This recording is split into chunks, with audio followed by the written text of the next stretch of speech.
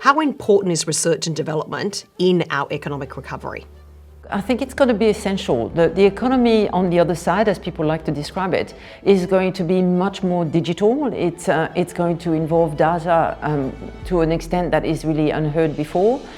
We might actually see the end of flying and international travel that we've seen in the past, because people will realize that in terms of the environment, flying as intensely as we have is actually a negative.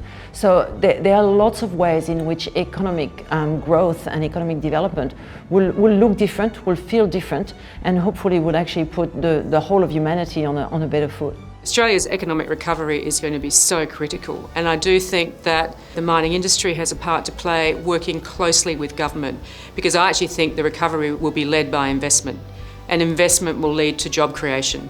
So I do think there's a great opportunity, and I think that's been recognised actually in some of the settings in the budget. There's an acknowledgement that having the right settings in place that really encourage investment. You know, there's over $100 billion of resource projects in the pipeline in Western Australia, so that's a significant pipeline. You know, bringing that to fruition and making those investment decisions, having the confidence to do it, requires the settings there where there's less red tape.